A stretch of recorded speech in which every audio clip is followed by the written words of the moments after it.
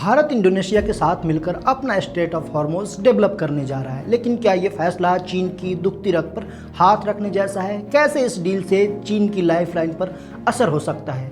साथ ही Sabang port क्या भारत के लिए गेम चेंजर साबित होगा? इस वीडियो में इस पर करेंगे खास चर्चा। नमस्कार, मेरा नाम अविनाश है और आप देख रहे हैं मनी मंच। प्रधानमंत्री मोदी के इंडोनेशिया दौरे के दौरान वैसे तो कई डील पर समझौते हुए, कई डील को लेकर सहमति बनी, लेकिन जिस डील की चर्चा देश भर में सबसे ज़्यादा हुई वो है सबांग पोर्ट डील। हॉर्मुज की अहमियत को देखने के बाद भारत स्ट्रेट ऑफ मलक्का में अपनी रणनीतिक मौजूदगी बढ़ाने जा रहा है। फिलहाल सबांग पोर्ट एक छोटा पोर्ट है जहां तकरीबन 50,000 टन के जहाज आ सकते हैं। माल उतारने और चढ़ाने के लिए ज़्यादातर काम जहाज़ों में लगी क्रेन की मदद से की जाती है, लेकिन भारत और इंडोनेशिया मिलकर सबांग पोर्ट को और डेवलप करेंगे। ये एक ऐसा ऐतिहासिक समझौता है जिसका असर डिफेंस, ट्रेड और पॉलिटिकल डिप्लोमेसी के तौर पर होगा। भारत की विदेश नीति और रणनीतिक बिसात पर सबांग पोर्ट का महत्व किसी बेशकीमती मोहरे जैसा है।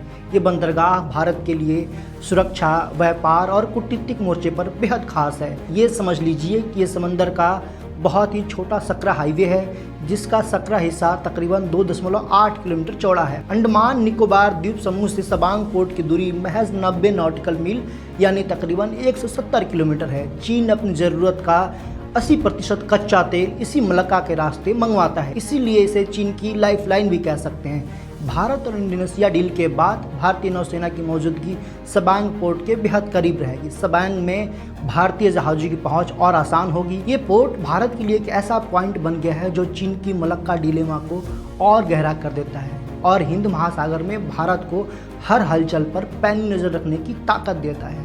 इसका मतलब ये हुआ कि अगर चीन कभी भी भारत के साथ कोई चालाकी करने की कोशिश करता है तो भारत मलक्का के पास जाकर चीन की तेल की सप्लाई को पूरी तरीके से ब्लॉक या चोक कर सकता है। जैसे कुछ दिनों पहले आपको याद है चीन ने ब्रह्मपुत्र के पानी को रोकने की धमकी दी थी, तो भारत ऐसे फैसलों पर इस पोर्ट के जरिए चीन पर दबाव बना सकता है। ऐसे में ये पोर्ट भारत के लिए एक बड़ा गेम चेंजर साबित हो सकता है। अंत में भी समझ लेते हैं कि सबांग पोर्ट डील के अलावा और कौन कौन से अहम मुद्दे रहे जिस पर दोनों देशों की सहमति बनी। तो इसमें सबसे पहले बात करते हैं ब्रह्मोस मिसाइल सहयोग को लेकर। इसके तहत भारत इंडोनेशिया को ब्रह्मोस मिसाइल देगा।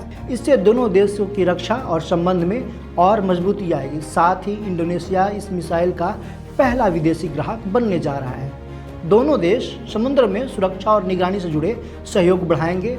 दोनों देशों के बीच स्पेस रिसर्च में भी सहयोग बढ़ाने को लेकर सहमति बनी है। क्रिटिकल मिनरल सेक्टर में भी समझौते हुए हैं। क्रिटिकल मिनरल जैसे कि निकेल और दूसरे रेयर अर्थ मिनरल्स की सप्लाई चेन मजबूत होने वाली है इस समझौते के बाद। स्टील इंडस्ट्री में सहयोग बढ़ाने पर दोनों देशों की सहमति बनी है। इसके साथ ही खेती, बीज, एग्रीटेक, एग्री रिसर्च जैसे मुद्दों पर दोनों देश साथ मिलकर काम करेंगे।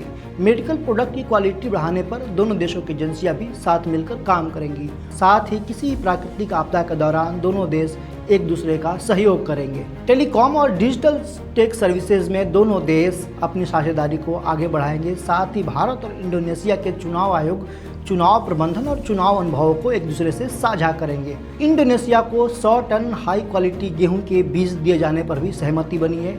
इंडोनेशिया के छात्रों के लिए भारत का IIM बेंगलुरु का कैंपस इंडोनेशिया में खोला जाएगा। तो ये वो तमाम मुद्दे हैं जिन पर सबांग पोर्ट के साथ साथ दोनों देशों की सहमति बनी है।